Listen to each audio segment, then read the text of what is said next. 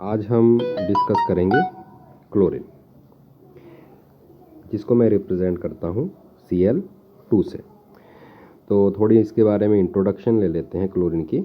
तो क्लोरीन को जो डिस्कवर्ड किया गया था वो शैले ने किया था 1774 में, और उसने इसको कैसे बनाया था? By the action of HCl with MnO2। ठीक है, इसको हम आगे रिएक्शन में डिस्कस करेंगे डिटेल में कि MnO2 का क्या फंक्शन है।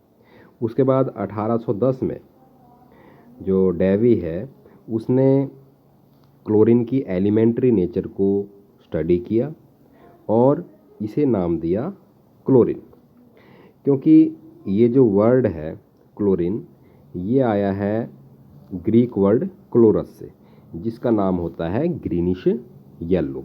तो जो क्लोरीन था उसका जो कलर था वो था ग्रीनिश येलो, जिसके कारण इसको क्या नाम दिया गया? क्लोरीन। अब चलिए इसकी प्रिपरेशन करते हैं। ये जो फर्स्ट मेथड है ये वही मेथड है जो शैले ने किया था। ठीक है, तो इसने क्या करा? MnO2 और HCl इनको हीट करा आपस में। ठीक है, और इनको क्या मिला? मैग्नीज क्लोराइड प्लस क्लोरीन और प्लस वाटर। अब बात यह आती है कि MnO2 ही क्यों डाला गया? क्योंकि ये है आपका एक ऑक्सीडाइजिंग एजेंट। ये हेल्प करता है ऑक्सीडेशन में। किसकी ऑक्सीडेशन में? HCl की। क्योंकि HCl की जब ऑक्सीडेशन होगी तभी क्या बनेगा आपका? Chlorine Cl2। यहाँ पर आप क्लोरीन की ऑक्सीडेशन स्टेट से भी इस बात को हम बता सकते हैं कि यहाँ पर HCl की क्या हुई है? ऑक्सीडेशन। जो HCl है उसमें क्लोरीन की ऑक्सीडेशन स्टेट है -1 और Cl2 में कितनी है? 0। तो इंक्रीज इन ऑक्सीडेशन नंबर हो रहा है, तो यहाँ पर क्या हो रही है? ऑक्सीडेशन। तो जो आपका MnO2 वो मैंने क्या बताया आपको, क्या है? एक ऑक्सीडाइजिंग एजेंट है जो HCl की क्या करता है? ऑक्सीडेशन करता है। जो दूसरा मेथड है ये मेथड वो मेथड है जो हम लैब में यूज़ करते हैं Cl2 की प्रिपरेशन में। तो इसमें क्या किया जाता है? एक मिक्सचर लिया जाता है कॉमन साल्ट का। ठीक है, कॉमन साल्ट है आपका सोडियम क्लोराइड और MnO2 मैग्नीज डाइऑक्साइड, किसके साथ? सल्फ्यूरिक एसिड के साथ। तो हमें क्या मिलता है? Manganese dichloride, sodium hydrogen sulphate plus water और प्लस Cl2। ठीक है, तो यहाँ पर आपको क्या मिल गई? Chlorine gas. यहाँ पर भी मैं आपको बता देना चाहता हूँ कि जो आपका MnO2 ये किस तरह एक्ट कर रहा है? आपका ऑक्सीडाइजिंग एजेंट की तरह। ठीक है, जब ये MnO2 H2SO4 के साथ रिएक्ट करता है तो ये प्रोड्यूस करता है नसेंट ऑक्सीजन। ठीक है, और ये जो नसेंट ऑक्सीजन है यही हेल्प करती है किसमें? ऑक्सीडेशन में। तो ये दो मेथड थे आपके जिससे आप क्या कर सकते हो? क्लोरीन को बना सकते हो। ठीक है, उसी तरह से एक मेथड और है by the action of HCl on potassium पर मैग्नेट। तो यहाँ पर जो पोटेशियम पर मैग्नेट है KMnO4 ये भी क्या है? आपका एक ऑक्सीडाइजिंग एजेंट है। ये भी क्या करता है? HCl की ऑक्सीडेशन करता है। ठीक है, तो ये खुद तो रिड्यूस हो जाएगा KMnO4 और HCl को किस में ऑक्सीडाइज कर देगा? Cl2 में। तो ये तीन मेथड्स हैं क्लोरीन की प्रिपरेशन के लिए। अब बात आती है इसकी मैन्युफैक्चरेशन। मैन्युफैक्चरेशन का मतलब होता है लार्ज स्केल पर आप क्लोरीन को कैसे प्रिपेयर कर सकते हो। तो जो फर्स्ट मेथड है आपका वो है डेकन्स मेथड। तो डेकन्स मेथड में हम क्या करते हैं? HCl की क्या करते हैं? ऑक्सीडेशन। ठीक है, एरियल ऑक्सीडेशन करते हैं in the presence of catalyst. कौन सा कैटलिस्ट लेना है आपने? Copper chloride CuCl2। और इसमें जो टेम्परेचर है, टेम्परेचर भी आपको बता दूं कितना है आपका?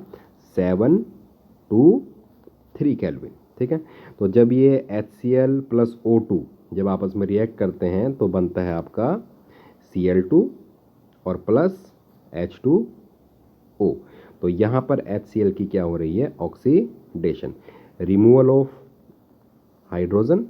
ठीक है, and addition of electronegative element. इसे ही हम क्या करते हैं? कहते हैं ऑक्सीडेशन। तो HCl किस में कन्वर्ट हो गया? Cl2 में, और O2 इसकी खुद की क्या हो गई? रिडक्शन, क्योंकि इसमें क्या जुड़ गई? हाइड्रोजन।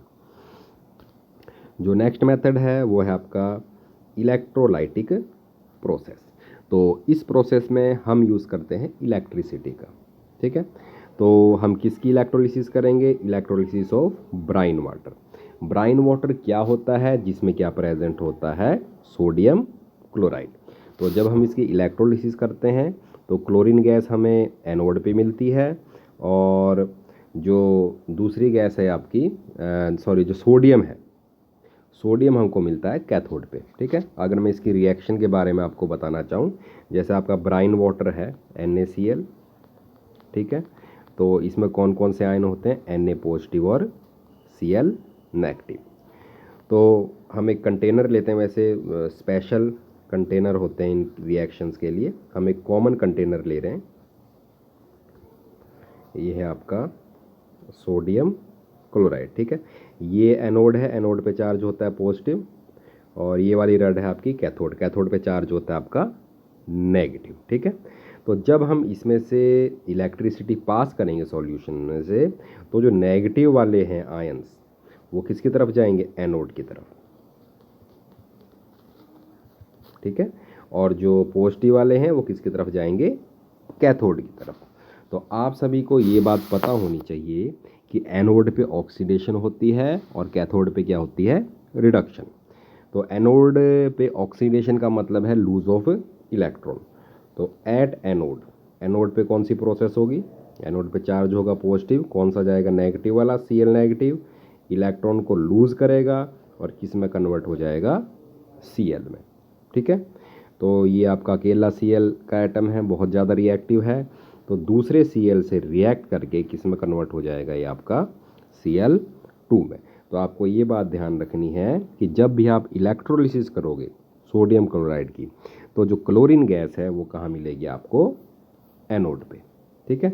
और जो सोडियम है, ये देखिए सोडियम Na पॉजिटिव, ये किसकी तरफ जाएगा? नेगेटिव वाले की तरफ। तो अगर ये नेगेटिव वाले की तरफ जाएगा, कैथोड पे रिडक्शन होती है, रिडक्शन का मतलब होता है गेन ऑफ इलेक्ट्रॉन। तो कैथोड पे क्या डिपॉजिट हो जाएगा? आपका सोडियम डिपॉजिट हो जाएगा। तो ये कुछ मेथड्स थे जिनसे हम जो हमारी क्लोरीन गैस है उनको क्या कर सकते हैं? प्रिपेयर कर सकते हैं। अब आती हैं इसकी प्रॉपर्टीज़। प्रॉपर्टीज़ में ये मैंने आपको पहले ही बता दिया था कि जो इसका कलर है वो ग्रीनिश येलो है, जो क्लोरस से निकला है, और उसी से इसका नाम क्या पड़ा है? क्लोरीन। और इसकी जो स्मेल है बड़ी पंजेंट है, पंजेंट का मतलब बड़ी तीखी है, ठीक है। तो आप इसमें सहज महसूस नहीं कर सकते यदि यहाँ पर अगर आसपास आपके कौन सी गैस हो? Chlorine gas. और सफोकेटिंग ओडोर है, मतलब जो इसकी स्मेल है वो भी बड़ी तीखी है, ठीक है। आपको ऐसे लगेगा कि आपका दम घुट रहा है। तो it is about 2 to 5 times heavier than air, ठीक है। तो एयर से हैवी होती है, तो अधिकतर ज़मीन के पास ही रहती है। It can be liquefied easily, इसे आप लिक्विफाई कर सकते हो into greenish yellow liquid which boils at 239 kelvin, ठीक है। 239 केल्विन पे ये लिक्विड से कौन सी स्टेट में चले जाता है? गैसीय स्टेट में। और इस समय लगभग जो रूम का टेम्परेचर होता है वो कितना होता है? 298 केल्विन। तो रूम टेम्परेचर पे ये कौन सी स्टेट में रहती है? वेपर स्टेट में, ठीक है। क्योंकि इसका जो बॉइलिंग पॉइंट है वो कितना है? 239 केल्विन। नेक्स्ट प्रॉपर्टी है it is soluble in water, ठीक है। बहुत ही कम सॉल्युबल है सॉल्युबल लेकिन बहुत कम, क्योंकि इसकी जो नेचर है क्लोरीन की वो कैसी है? नॉन पोलर, ठीक है। और जो आपका वाटर है वो कैसा है? आपका पोलर। तो आपको पता है कि जो पोलर है वो किस में डिज़ोल्व होता है? पोलर में ही डिज़ोल्व होता है। तो Cl2 की नेचर नॉन पोलर है, ठीक है। तो इसलिए वाटर में सॉल्युबल तो होता है लेकिन बहुत कम।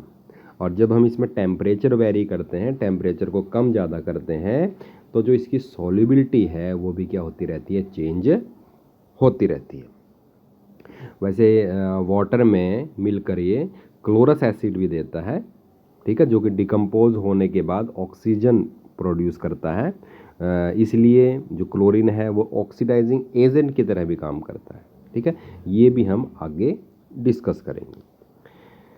Chlorine react with in number of metals and non metals, दोनों से ही रिएक्ट करती है, मेटल से भी और नॉन मेटल से भी, और उनके क्लोराइड्स बनाती है।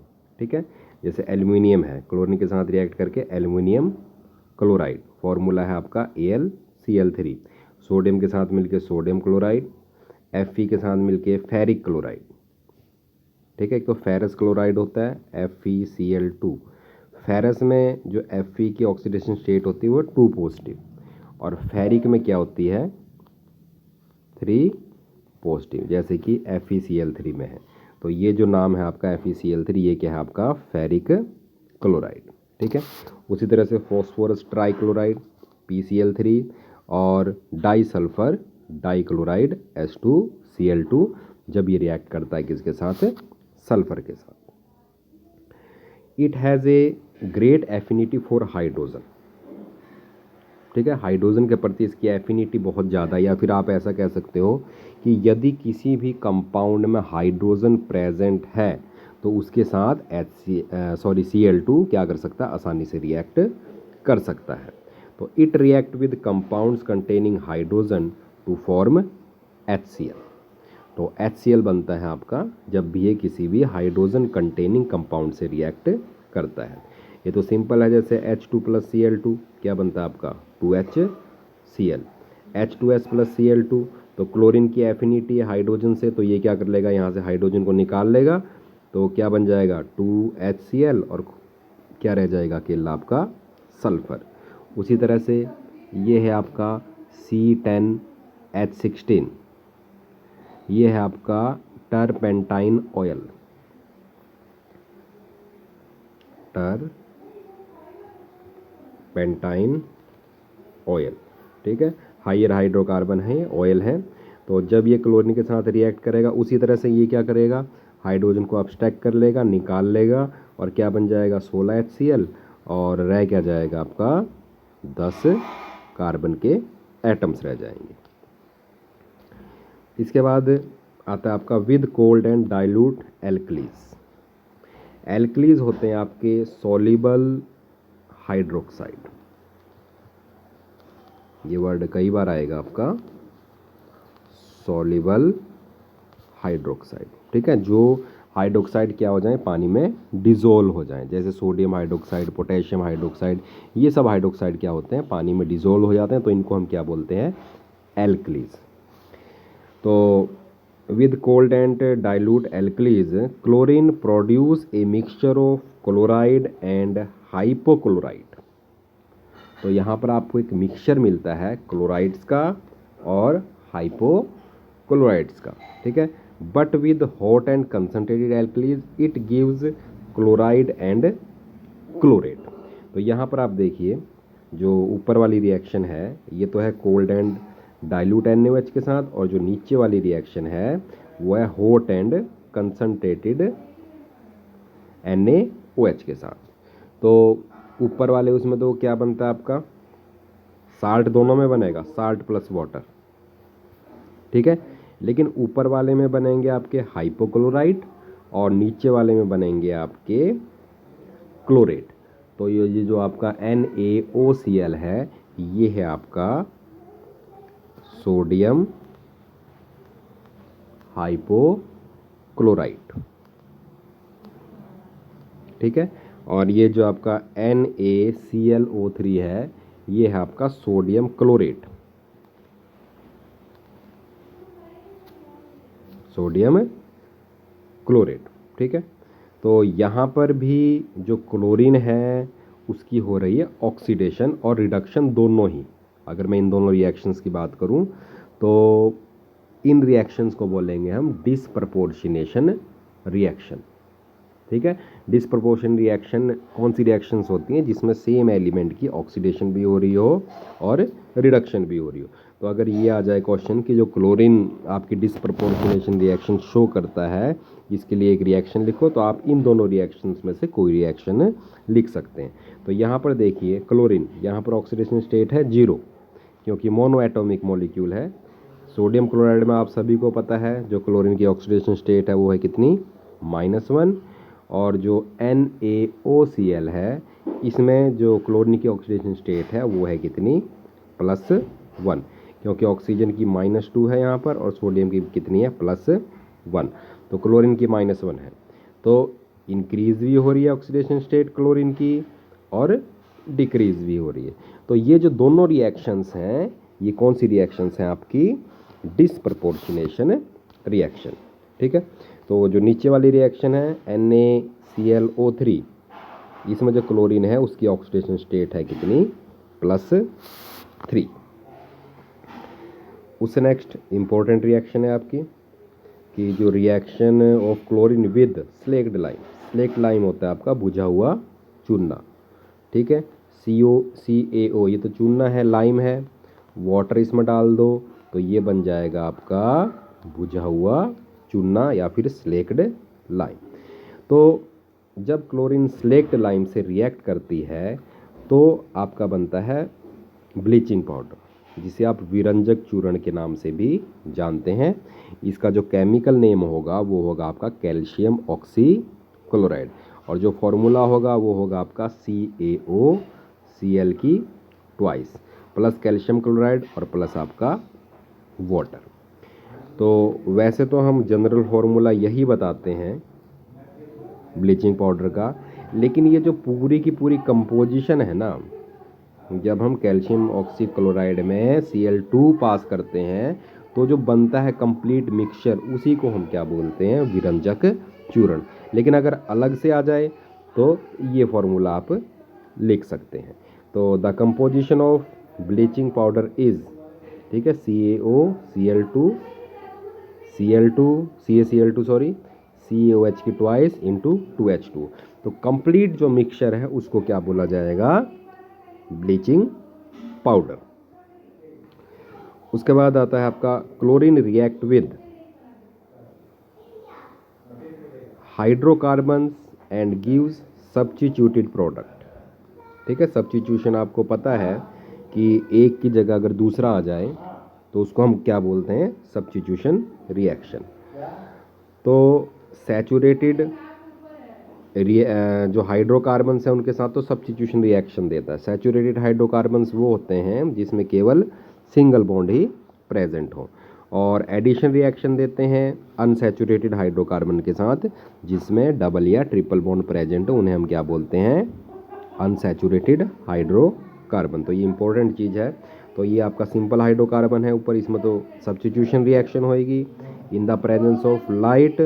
तो इसमें तो एक हाइड्रोजन क्या होगा, किससे रिप्लेस हो जाएगा, क्लोरीन से रिप्लेस हो जाएगा। ठीक है, तो ये बन गया आपका CH3Cl और प्लस HCl। ये आपका इथीन है जिसमें क्या प्रेजेंट है, डबल बॉन्ड प्रेजेंट है। तो यदि मैं इसकी क्लोरीन के साथ रिएक्शन करूंगा तो ये क्या देगा आपको, एडिशन रिएक्शन। एडिशन रिएक्शन का मतलब ये है कि ये जो क्लोरीन है ये अनसैचुरेटेड हाइड्रोकार्बन में क्या हो जाएगा, जुड़ जाएगा। तो एक Cl फर्स्ट कार्बन पे जुड़ जाएगा और एक Cl सेकंड कार्बन पे जुड़ जाएगा, और जो ये डबल बॉन्ड है इसका क्या हो जाएगा, सिंगल बॉन्ड। इसके बाद नेक्स्ट है आपका, इसमें ये क्वेश्चन बनता है कि जो क्लोरीन है वो ऑक्सीडाइजिंग एजेंट की तरह कैसे काम करता है। तो क्लोरीन वाटर ऑन स्टैंडिंग, जब हम क्लोरीन में से वाटर पास करते हैं या फिर वाटर और क्लोरीन को दोनों को मिक्स करते हैं तो क्लोरीन वाटर बनता है। ठीक है, यदि उसको आप ऐसी स्टैंडिंग रख लें, स्टैंडिंग का मतलब उसको ऐसे रख लें 2-4 घंटों के लिए, तो इसका जो ग्रीनिश येलो कलर है या फिर जो येलो कलर है वो ख़त्म हो जाता है। ठीक है, क्यों ख़त्म हो जाता है, क्योंकि जब हम उसको वैसे ही रखते हैं स्टैंडिंग में तो HCl और HOCl, ठीक है, जो कि आपका हाइपोक्लोरस एसिड है, इनकी फॉर्मेशन होती है। और जो आपका HOCl है ये बहुत ही अनस्टेबल है और ये क्या देता है आपको, नसेंट ऑक्सीजन। ठीक है, नसेंट ऑक्सीजन रिस्पॉन्सिबल होता है किसके लिए, ऑक्सीडेशन के लिए। तो इसमें आप जो अगर रिएक्शन लिखना चाहते हो तो ऐसे लिख सकते हो, जैसे क्लोरीन है, वाटर के साथ रिएक्शन करता है और जब हम इसको रखते हैं बहुत देर के लिए तो HCl बनता है और प्लस HOCl बनता है। और ये जो HOCl है ये अनस्टेबल होता है और ये क्या प्रोड्यूस करता है आपका नसेंट ऑक्सीजन और प्लस HCl। जहाँ ये नसेंट ऑक्सीजन प्रोड्यूस हो गई तो इसका मतलब वो स्पीसीज किस तरह एक्ट करेगा, एक ऑक्सीडाइजिंग एजेंट की तरह। ठीक है, तो आपका जो क्लोरीन है, क्लोरीन वाटर, ठीक है, वो एक्ट करता है किस तरह से, एक ऑक्सीडाइजिंग एजेंट की तरह या फिर ब्लीचिंग एजेंट की तरह। ठीक है, जो ऑक्सीडाइजिंग एजेंट होगा वो ब्लीचिंग एजेंट भी होगा, ये चीज़ भी आपने ध्यान रखनी है। तो जो नसेंट ऑक्सीजन जो प्रोड्यूस होती है it is responsible for oxidising and bleaching properties of chlorine. अब जो क्लोरीन की रिएक्शंस हम देखें, क्लोरीन कई कंपाउंड्स को ऑक्सीडाइज करता है, जैसे कि फेरस को किस में कन्वर्ट करेगा, फेरिक में। फेरस का मतलब Fe2 पॉजिटिव है, उसको किस में कन्वर्ट करेगा, Fe3 पॉजिटिव में। सल्फाइट, सल्फाइट होगा आपका SO3 2 नेगेटिव, उनको किस में कन्वर्ट करेगा, सल्फेट। सल्फेट क्या होगा आपका SO4 2 negative. Chlorine oxidise sulphur dioxide into sulphur, sulphur dioxide, इसकी अगर ऑक्सीडेशन होएगी तो ये किस में कन्वर्ट होगा आपका, सल्फर में। ठीक है, तो यहाँ पर हम आप कुछ रिएक्शंस देख लेते हैं इसकी। तो यहाँ पर देखिए, फेरस सल्फेट के साथ अगर हम क्लोरीन की रिएक्शन करते हैं in the presence of acid तो ये बनता है आपका फेरिक सल्फेट। फेरस सल्फेट में जो ऑक्सीडेशन स्टेट है Fe की वो है +2 और जो फेरिक सल्फेट है उसमें कितनी है, +3। क्योंकि SO4 पे 2 नेगेटिव होता है तो इस SO4 की थ्राइस इस पे 6 नेगेटिव हो गया। ठीक है, तो Fe2 पे 3 पॉजिटिव हो गया और अगर मैं एक Fe की बात करूं तो उस पर कितना होगा, 3 पॉजिटिव। ये आपने +2 में कर रखा है। ठीक है, ये आपने चीज़ ध्यान रखनी है कि कौन सा किस में कन्वर्ट होगा। एक जो कॉमन प्रोडक्ट है इनका वो HCl तो है ही, ठीक है, और साथ में आपका जो जिसमें कन्वर्ट होता है वो प्रोडक्ट आपने जरूर याद करना है। ठीक है, जैसे सोडियम सल्फेट, सल्फाइट, SO3 क्या है, सल्फाइट, और SO4 क्या है आपका, सल्फेट। तो सोडियम सल्फाइड किस में कन्वर्ट हो गया, सोडियम सल्फेट में। एडिशन ऑफ ऑक्सीजन हो गई, SO3 में 3 ऑक्सीजन है और SO4 में 4 ऑक्सीजन है, तो एडिशन ऑफ ऑक्सीजन, ये क्या होगा आपका, ऑक्सीडेशन। सल्फर डाइऑक्साइड SO2, इसको कन्वर्ट करता है किस में, ये सल्फ्यूरिक एसिड में, H2SO4 में। अगर मैं ऑक्सीडेशन स्टेट देखूं सल्फर डाइऑक्साइड में सल्फर की तो कितनी होगी, +4, और सल्फ्यूरिक एसिड में कितनी होगी, +6। तो यहाँ पर भी क्या हो रहा है, इसकी ऑक्सीडेशन हो रही है। शायद मैंने ऊपर सल्फर डाइऑक्साइड को सल्फर में कन्वर्ट करा था, वो गलत बोल गया था मैं। तो सल्फर डाइऑक्साइड किस में कन्वर्ट होगा, सल्फ्यूरिक एसिड में, ये आपने ध्यान रखना है। उस तरह से आयोडीन, इसको कन्वर्ट करता है HiO3, ये है आपका आयोडिक एसिड, ये लिखा हुआ है आपका। ठीक है, तो HCl तो कॉमन बन ही रहा है सब में, बस आपने ये ध्यान रखना है कि प्रोडक्ट क्या बन रहा है हमारा। सोडियम सल्फेट, सल्फाइड को सोडियम सल्फेट में, सल्फर डाइऑक्साइड को सल्फ्यूरिक एसिड में, और आयोडीन को किस में, आयोडिक एसिड में। तो ये सब क्यों है, क्योंकि क्लोरीन किस तरह एक्ट करता है, ऑक्सीडाइजिंग एजेंट की तरह। ठीक है, तो इन रिएक्शंस में से भी एक रिएक्शन एग्जाम में आ जाती है। तो ये तो ऑक्सीडाइजिंग एजेंट वाली प्रॉपर्टी थी। अब बात करते हैं हम ब्लीचिंग एजेंट वाली। ठीक है, तो मैंने आपको कहा था कि जो ऑक्सीडाइजिंग एजेंट होगा वो ब्लीचिंग एजेंट भी होगा। ठीक है, तो ब्लीचिंग एजेंट की तरह क्यों काम करता है, क्योंकि ये क्या प्रोड्यूस करते हैं, ऑक्सीडेशन। ठीक है, ऑक्सीजन जो इसमें प्रोड्यूस होती है उसकी वजह से ये दूसरे सब्सटेंस की क्या करते हैं, ऑक्सीडेशन। तो ये ब्लीच का मतलब होता है कलरलेस सब्सटेंस को किस में, कलर्ड सब्सटेंस को किस में कन्वर्ट करना, कलरलेस सब्सटेंस में। तो इट ब्लीचेज वेजिटेबल्स और organic matter in the presence of moisture, मतलब वाटर जरूर चाहिए। ठीक है। Bleaching effect of chlorine is permanent. यदि किसी कलर्ड सब्सटेंस को कलरलेस कर देता है तो फिर उसमें कलर नहीं आएगा। ठीक है। तो ब्लीचिंग एजेंट की जो रिएक्शन है ये आपने याद रखनी है। ठीक है। चाहे कोई भी आ जाए कि क्लोरीन आपका ऑक्सीडाइजिंग एजेंट की तरह काम करता है, तब भी आपने यही रिएक्शन लिखनी है। अगर ये क्वेश्चन आ जाए कि क्लोरीन आपका ब्लीचिंग एजेंट की तरह काम करता है, तब भी आपने यही रिएक्शन लिखनी है। ठीक है।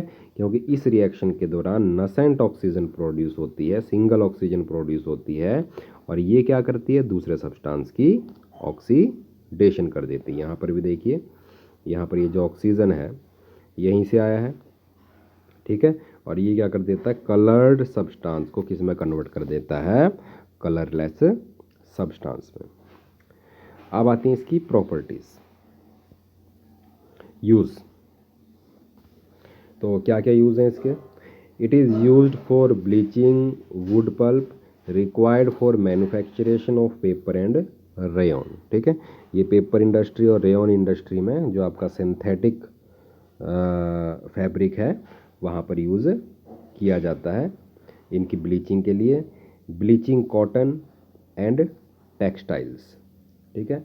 जो रुई है उसको भी ब्लीच करने के लिए, यदि उसमें कलर आ जाए, इम्प्योरिटी आ जाए, तो उसको भी कलरलेस करने के लिए इसका यूज़ किया जाता है। और टेक्सटाइल इंडस्ट्री में भी इसका यूज़ किया जाता है। टेक्सटाइल इंडस्ट्री आपकी कपड़ा उद्योग है। उस तरह से in the extraction of gold and platinum. ठीक है।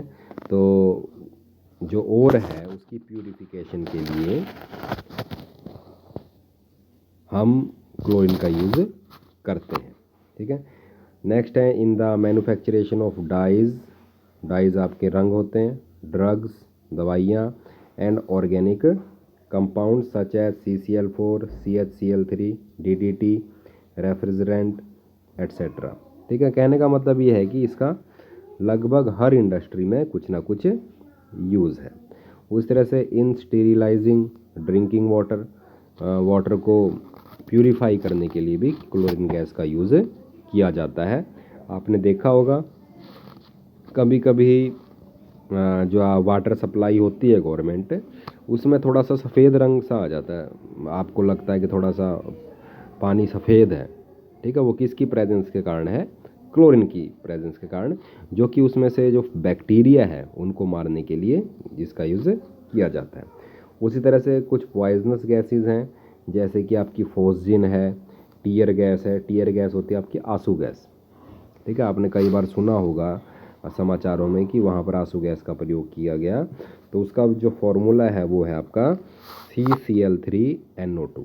ठीक है। आंसू गैस का जब प्रयोग करती है पुलिस, और यदि कोई इंसान उसके कांटेक्ट में आ जाए तो उसकी आंखों में बहुत जलन प्रोड्यूस होती है, उसमें उसकी जो स्किन है उसमें भी बहुत इरिटेशन होती है। तो हार्मफुल इफेक्ट्स हैं इसके। उसी तरह से मस्टर्ड गैस। ठीक है। तो मस्टर्ड गैस भी काफ़ी पॉइजनस गैस है, काफ़ी भारी गैस है। ये जब वाटर वेपर्स के कांटेक्ट में आती है मस्टर्ड गैस, तो HCl का निर्माण होता है, एसिड का। और जब आदमी सांस लेता है तो ये जो एसिड है उसके शरीर में चले जाता है, उसके फेफड़ों को डैमेज कर देता है। तो इसका जो यूज़ है, जो मस्टर्ड गैस, इसका यूज़ जर्मनी ने किया था इन वर्ल्ड वार 1 में। ठीक है। मतलब कहने का मतलब है काफ़ी हार्मफुल गैस है। तो आज हमने क्लोरीन के बारे में डिस्कशन किया। तो नेक्स्ट टाइम हम हैलोजन्स की कुछ और प्रॉपर्टीज़ को डिस्कस करेंगे।